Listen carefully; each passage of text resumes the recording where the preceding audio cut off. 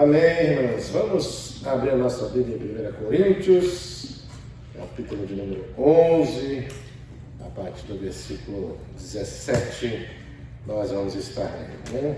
Então, primeiramente, a gente quer saudar a todos os irmãos, com a paz do Senhor, que Deus possa abençoar nesse ano de 2024, que já começou, né? E que Deus nos conduza em todo o tempo, em todo esse ano, amém? Nós estamos no culto de ceia, irmãos, e nós queremos ministrar em cima desse texto de 1 Coríntios 11, a partir do versículo de número 17. Bom, o texto já é bem conhecido por nós, mas é sempre importante nós podermos estar trazendo a nossa memória, né? Assim o Senhor mesmo declara que nós devemos fazer isso em memória dele, ou seja, nós precisamos sempre estar lembrando daquilo que o Senhor realmente fez por nós e das bênçãos que tudo isso proporcionou para cada um de nós, né? Então é muito importante porque nós, como seres humanos, nós temos uma tendência, quando nós não ficamos repetindo ou falando uma mesma coisa, a acabar esquecendo, né, essas verdades. E obviamente, como cristão, nós precisamos guardar essas verdades, nós precisamos entender, né, que à medida que nós realmente trazemos a nossa memória, nós estamos trazendo aquilo que o Senhor fez, né, para nós, e a importância de tudo isso, né? Então é importante que a gente sempre relembre desses fatos e guarde isso para que a gente possa sempre colocar em prática todas essas verdades.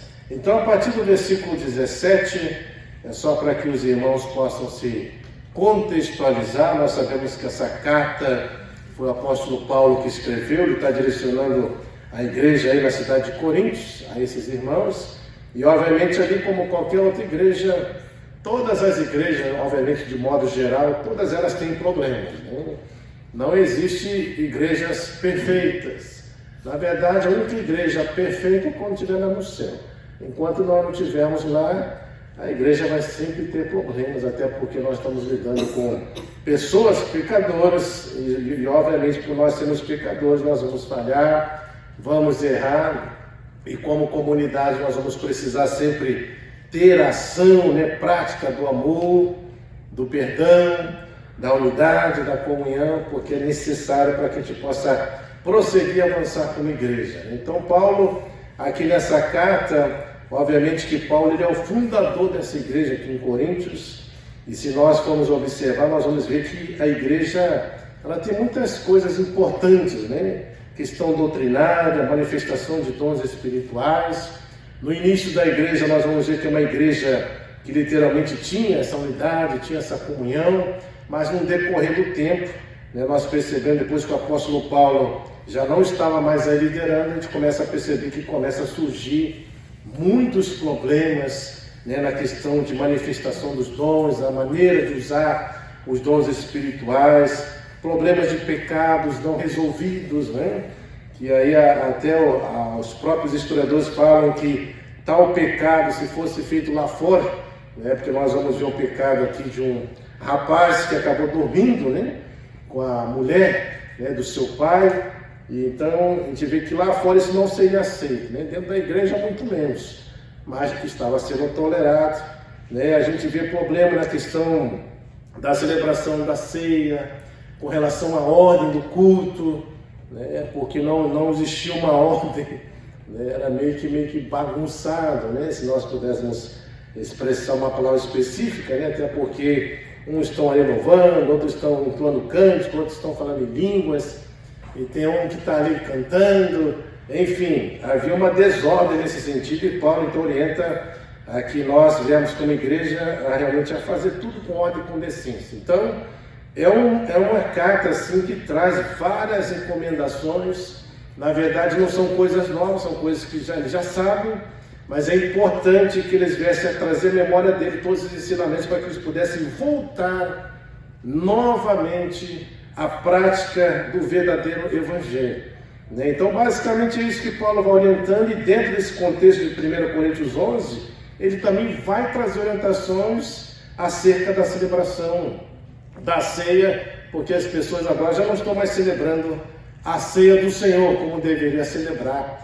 e por isso são motivos aqui de ser chamado a atenção pelo apóstolo Paulo através de uma carta, né? E que a gente possa pensar, refletir acerca disso, até porque esses problemas que aconteceram na igreja de Coríntios não é uma exceção, não é só lá, mas em todas as igrejas tem problemas e a gente precisa, obviamente, à medida que a gente percebe esses problemas, precisa sanar e procurar fazer aquilo que realmente o Senhor deseja, né? Então veja, versículo de número 17 fala assim: nisto, porém, que vos prescrevo, não vos louvo, porquanto vós ajuntais não para melhor, e sim para pior, né?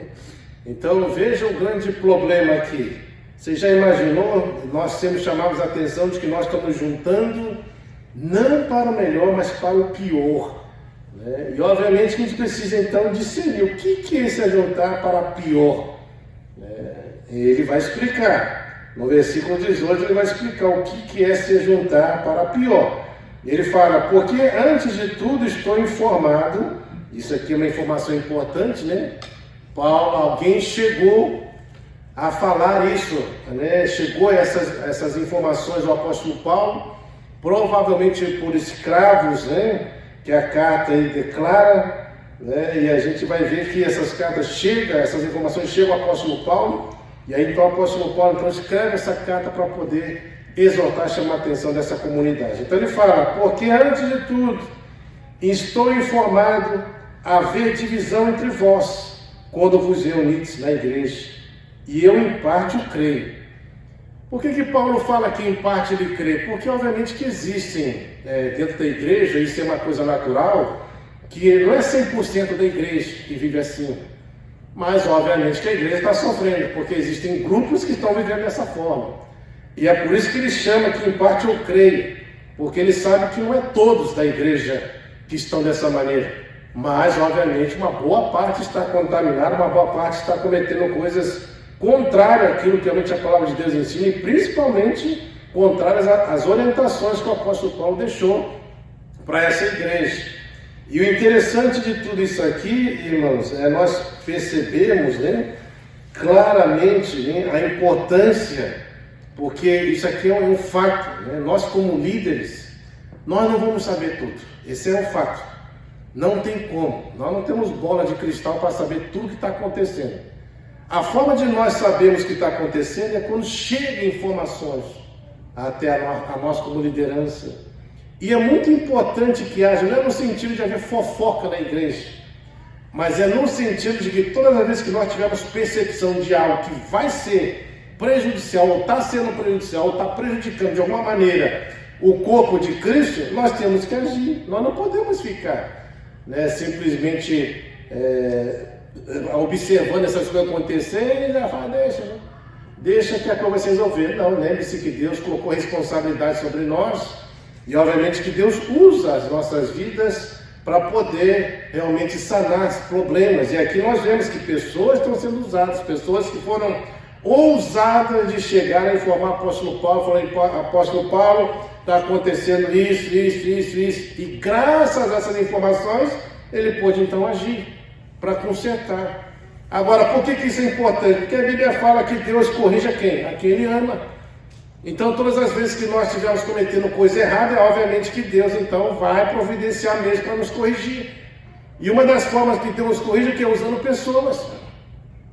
As pessoas que estão na nossa comunidade são meios que Deus utiliza para promover a restauração, para chamar a atenção, para corrigir problemas. Então nós temos que estar atentos a todas essas ações e entender que é muito importante que haja transparência dentro da comunidade. Eu já tive assim, acompanhando muitos casos que infelizmente, se essas informações tivessem chegado antes, a gente até poderia ter feito alguma coisa, mas não chegou. Só chegou depois que já estava tudo já resolvido a questão, né? Eu lembro que uma vez uma pessoa chegou para mim e chegou assim, pastor, né? Eu sabia que ele tinha ido para o Brasil, né? Mas eu não sabia que ele tinha ido para o Brasil para se separar. E aí ele chega, pastor, então já estou separado. Eu falei, como assim você está separado? Separou por quê? Mas aí já tinha feito, já tinha dado carta de divórcio, já tinha tomado a decisão, não buscou orientação, não buscou ajuda, simplesmente fez, né, mediante aquilo que eles achavam que realmente deveria ser feito. E aí, quando eu fui saber, já estava tudo já concretizado, não tinha mais o que fazer. E o pior, né, já estava se relacionando com outras pessoas, ambos. Então não tem nem como fazer nada, nem tem como ajudar numa situação assim. Então nós precisamos entender que Deus usa pessoas para poder abençoar. E lembre-se que toda vez que Deus corrige a gente, lembre-se que isso é a prova do amor de Deus. Ele está corrigindo porque ama. Porque Ele ama, então Ele corrige. Então Ele trata. É isso que é importante a gente entender. Que o tratar de Deus é uma demonstração do seu amor. Não é isso que a gente faz nós como pais, né? Tem lá no homem, não está fazendo, aprontando, fazendo coisa errada, o que a gente vai fazer? A gente corrige. É dolorido corrigir às vezes. Às vezes é dolorido, você tem que aplicar uma disciplina, mas é algo necessário, é por amor a ela. Por bem dela, nós vamos corrigir, nós vamos chamar a atenção. Por bem dela, por mais que ela chore, nós vamos fazer, porque nós a amamos. E Deus, da mesma forma, faz isso conosco. Nós precisamos, então, agir dessa maneira. E ele prossegue no versículo 19, falando: porque até mesmo importa que haja partido entre vós, para que também os aprovados se tornem conhecidos em vosso meio. Então, o que Paulo está falando? É nessas horas que se manifestam os verdadeiros cristãos. É nessas horas que os cristãos verdadeiros, genuínos, se levantam e falam assim: não, irmão, deixa disso aí, dessa conversa. Não faça isso não, querido. Vai buscar orientação, busca ajuda. Vamos orar. Não se precipite na sua decisão, não se precipite nas suas atitudes.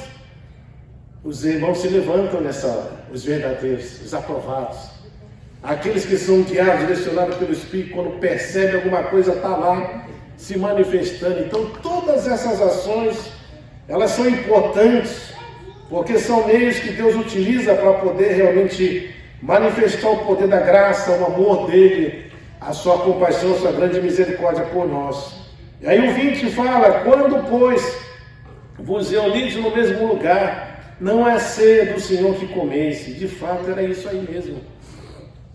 Eles estão reunindo, lembrando que nesse contexto, uma vez na semana, eles faziam um ajuntamento entre os irmãos da igreja, e lembrando que a igreja era formada não só por pessoas de classe normal, mas tinha pessoas escravas, pobres, pessoas também abastadas, ricas. E essa era uma oportunidade, como nós fazemos aqui no final do ano, né? A gente fez até no Natal isso, né? Cada um trouxe um pratinho, a gente juntou lá atrás, e aí a gente pode comer muitas coisas, né? Você não vai só comer o que você trouxe, mas você vai também experimentar aquilo que os outros trouxeram. E a gente então pode ter comunhão, então você pode comer muito mais coisas num partido pão dessa forma. E aqui a gente vê que nessa comunidade, uma vez por semana, havia isso. Essa era uma grande oportunidade dos pobres, daqueles que não tinham nada, poder ter uma refeição, né, realmente assim saudável, ideal. É ali que eles poderiam comer aquilo que eles nunca poderiam estar comendo. Então era um momento assim, importante como comunidade, né, da gente poder oferecer algo para alguém. E saiba, irmãos, que a melhor coisa que existe na vida como cristão é isso. Melhor é dar, como a Bíblia fala, do que receber. Não tem coisa melhor de você dar e você saber que aquilo que você está dando, está abençoando, está suprindo.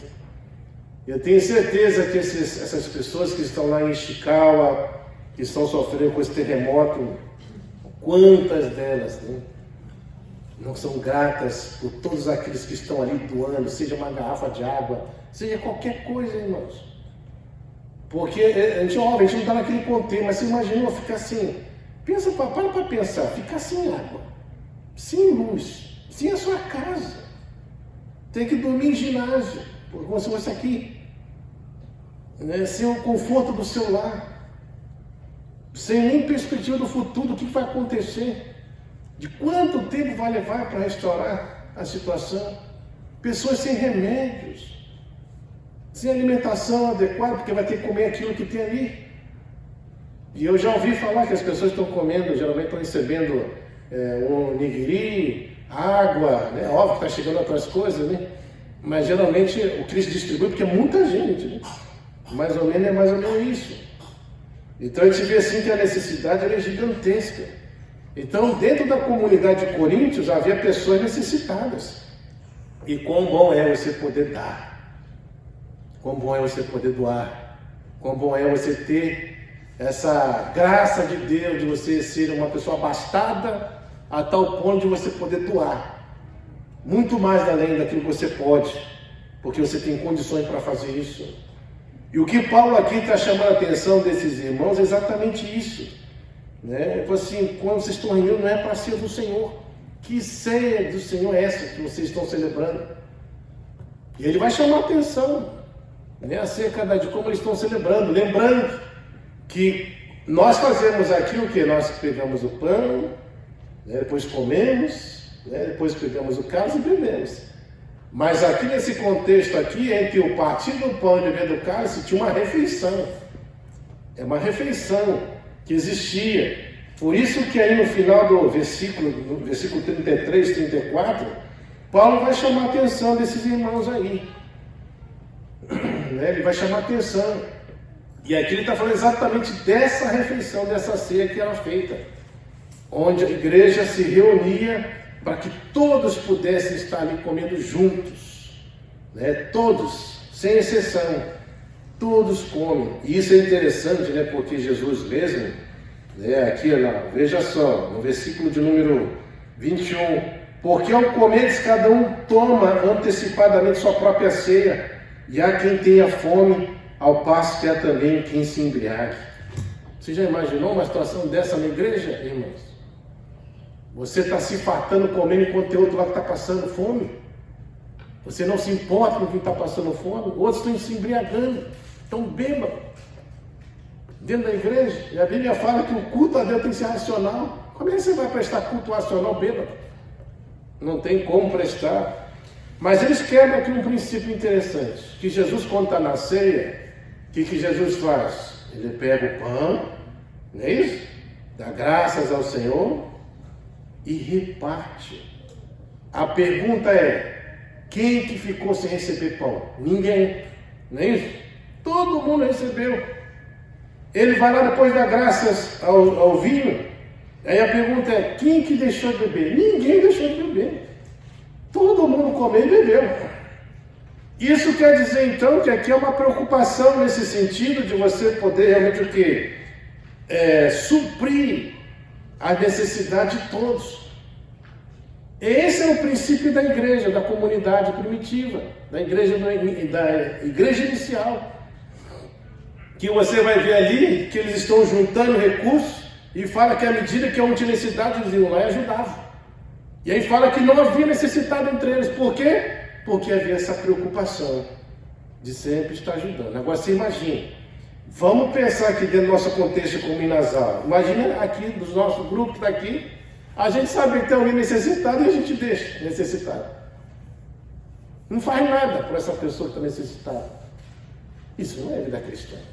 Isso não é conduta cristã. Isso não é igreja. É isso que Paulo está chamando a atenção. Que raio de igreja é essa que não se preocupa com o necessitado? Que raio de igreja é essa egoísta que só pensa em si mesmo? Que não está disposto a abrir mão do que tem? Nós temos ensinado isso muito a Naomi. A Naomi tem uma fase assim que tudo ela fala, é meu. Faz não. Se você tiver com a pessoa, você vai dividir. Pode dar. Você viu ela sai dividindo. Né? Só que ela também não mete consequência. Sai dividindo tudo e fica sem. Então tem que saber repartir. Né? Mas a ideia é exatamente essa, que é fazer ela entender que é importante que ela distribua, se ela tenha. É importante que ela compartilhe aquilo que ela tem. E ela precisa aprender isso desde já. Tem que aprender a se importar com os outros, a dar importância aos outros, a compartilhar o que tem com os outros. Não é só meu, mas o que é meu também pode ser compartilhado com outros, né? É isso que Jesus está ensinando. Essa é a preocupação de Jesus. Ele reparte, ele dá para todos, todos comem, todos bebem. Esse é o princípio. E aí então ele fala aqui, no versículo 22, não tendes porventura casa onde comer e beber? Ou menosprezais a igreja de Deus? Envergonhais que nada tem? Que vos direi? Louvar-vos-ei? Nisso certamente não vos louvo. E é verdade, irmãos. Como é que Paulo vai louvar essa comunidade dessa forma? Como é que nós podemos louvar uma comunidade agindo assim? Que louvor há nisso? Nenhum. Então aí ele chama a atenção, depois de chamar a atenção acerca de todos esses pontos. Aí Paulo vem então com a introdução de como deveriam celebrar a ceia do Senhor. E aí ele começa no 23 dizendo, 23, portanto, eu recebi o do Senhor que também vos entreguei. Ou seja, perceba que o que Paulo está falando é, o que eu estou falando para vocês, não vem de mim, não é pensamento meu, mas isso aqui eu recebi do Senhor. E o que eu estou recebendo, estou passando. Aí onde a gente vê o que? A fidelidade de você repassar a verdade de Deus, a vontade de Deus. Não é você passar o que você acha, o que você pensa, mas é o que Deus fala, o que Deus acha, o que Deus pensa, a vontade dele, repassa. Esse é o nosso papel. Transmitir aquilo que o Senhor está transmitindo. Não é ficar transmitindo coisas que Deus não transmitiu. Então ele fala que ele recebeu do Senhor o que também vos entreguei. Ou seja, o que ele recebeu do Senhor ele está entregando. E aí ele vai falar o que é que ele recebeu. Que o Senhor Jesus, na noite que foi traído, o quê? Tomou o pão. E aí ele começa com esse princípio, né? Veja que ele vai falar aqui, ó. Tomou o pão e tendo dado graças. Então veja a importância de nós sermos sempre gratos ao Senhor, porque tudo aquilo que Deus coloca nas nossas mãos vem dele, né? Não pertence nada a nós. E esse é um fato, irmãos. Às vezes as pessoas pensam que aquilo que elas têm é dela. Não é. E a morte mostra isso. A morte mostra que nós só temos coisas que nós podemos usufruí-las por um tempo, mas elas se vão, né? Seja por perder, por você vai estar perdendo, seja porque você vai morrer, você não leva com você. Você apenas está o quê? Usufruindo daquilo que você tem, mas não pertence, você não leva. Não tem como levar, né? E aí ele continua falando, irmãos, acerca disso, que a partir disso isso é meu corpo. Aliás, porque eu recebi do Senhor que também vos entreguei, que o Senhor Jesus, na noite que foi traído, tomou pão, e tendo dado graças, a partir disso, isso é o meu corpo, que é dado por vós. Fazei isso em memória de mim. Então Jesus está falando, olha esse pão aqui é simbologia do meu corpo. E lembre-se, o que eu estou fazendo? Eu estou entregando a minha vida por vocês. É por vocês que eu estou entregando a minha vida. Então, de novo, Jesus mostra esse princípio de você se preocupar com o outro, de você se doar ao outro, de você considerar sempre o outro superior a você mesmo, de você entender que o outro é importante, e ele está fazendo isso, ele entrega o seu corpo. A pergunta é, nós merecemos? Nós não merecemos nada, mas ele entrega a si mesmo. Por amor ele entrega, pelo princípio ele entrega. E ele fala então que ele entrega, e ele fala, faça isso em memória de mim. Por que está mandando fazer isso? Porque você deve repetir isso e guardar esse princípio. Sempre guarde esse princípio. Se doe aos outros. Afinal de contas, nessa vida, irmãos, de que vai adiantar você viver sozinho? Não vale a pena viver sozinho. Viver sozinho é você não viver. Essa é a verdade. Porque Deus, quando nos estabeleceu, Ele nos estabeleceu para viver em comunidade, em sociedade. E o propósito de Deus para a humanidade é dessa forma que Ele estabeleceu. Que você lembre, você não vive só.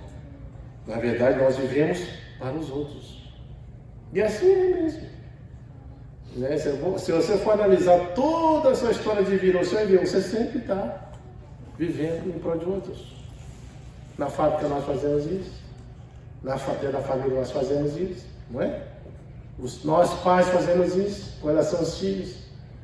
Vivemos para eles. Né? Depois eles para nós. Agora para o Caixá. Agora para o país. Para o governo. é para o necessitado, é para aquele que precisa, é para o órfão, é para a viúva, seja lá quem for, é para o doente, o enfermo, o preso. Percebe que esse princípio tem tudo a ver com aquilo que Jesus falou? Jesus mesmo disse bem claro, tive fome, me deste de comer, tive sede, me deste de beber, fui forasteiro e me hospedaste, estava preso e me visitaste. As pessoas vão falar, mas quando nós fizemos isso, Senhor? Ele fala, quando fizeste cada um desses pequeninos, a mim fizeste. Ou seja, fazer isso para os outros é como se estivesse fazendo para Deus. E uma coisa importante, nós precisamos entender isso, o verdadeiro amor para Deus é refletido com o outro, com o próximo. Porque ele fala de como é que eu vou amar a Deus a quem não vejo se eu não amo ao meu próximo, a quem eu vejo? Não tem como. Então, o reflexo do amor a Deus, ele literalmente vai fazer com que você faça algo para o teu próximo. É dessa perspectiva que Deus trabalha. É assim que Deus quer que a gente sempre faça. Pense no outro, ajude o outro, socorra o outro, faça algo pelo outro, senão a vida não vai valer a pena. Não vai valer a pena. Você pode passar a vida inteira tendo tudo que você quiser, de forma egoísta. No final da vida você vai ver que não vai valer a pena. Nada disso. Porque não tem coisa melhor do que você servir ao próximo. É o que Jesus fez, falou e veio fazer aqui. Eu não vim para ser servido, mas eu vim para servir e dar minha vida em resgate de muitos. Foi por mim e por você que ele veio. Foi por mim e por você que ele serviu.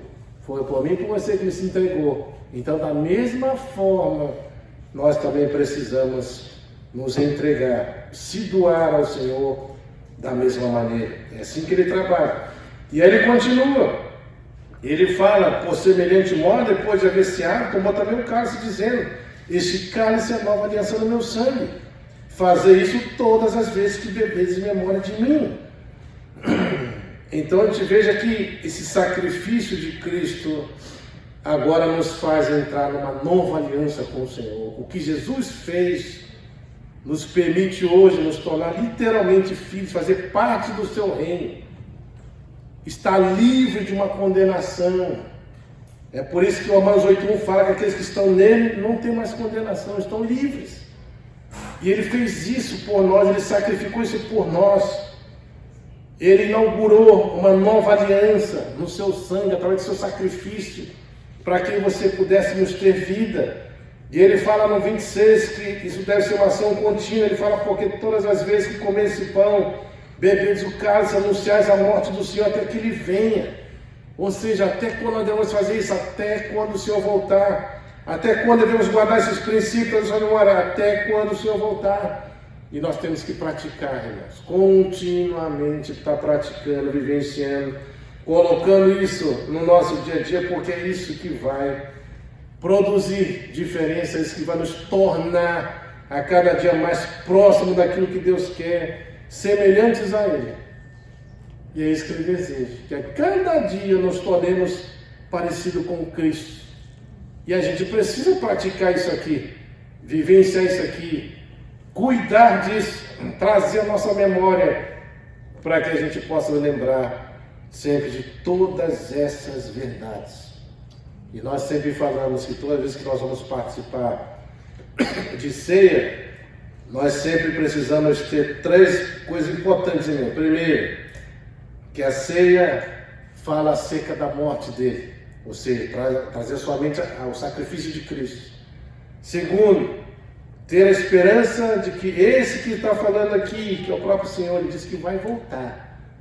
Ele voltará. Então essa é a esperança nossa. Então, como nós falamos, nossa esperança não é uma mera possibilidade de algo que pode vir a acontecer, não. Esperança bíblica é certeza. É algo concreto. Ou seja, se Deus falou, vai acontecer. Por isso que ele está falando. E terceiro, ter sempre em mente que, olha a bênção que nós temos, irmãos, de saber que nós fazemos parte dessa mesa, cujo Senhor se faz presente. Né? É como nós sempre falamos, né? Nós já ficaríamos honrados, né? Se a gente pudesse estar aí na mesa, sei lá, de um imperador, de um rei, seja lá quem fosse. nós sentiremos honrados. Imagina nós fazemos parte do nosso Criador, do nosso Deus. Ele é maior que todos, não existe ninguém acima dele. E para nós é o quê? É um privilégio saber que você fazemos parte, mesmo nós não sendo merecedores de nada disso. Então nós temos que sempre ser gratos ao Senhor por tudo isso que o Senhor realmente fez por nós, que nós possamos começar esse ano 2024 com esse pensamento de gratidão, com esse pensamento de busca pela unidade, por busca de união, por esse pensamento de a gente lutar para ajudar os irmãos. A sempre quando nós percebemos alguém, é nosso papel como igreja, quando você perceber alguém triste, fraco, desanimado, encorajar, estar junto, orar, caminhar, levantar, ser instrumentos de Deus, para que essas pessoas nunca desistam, mas que elas prossigam para o alvo, e nós possamos fazer isso nesse ano de 2024. Amém? Vamos orar, queridos.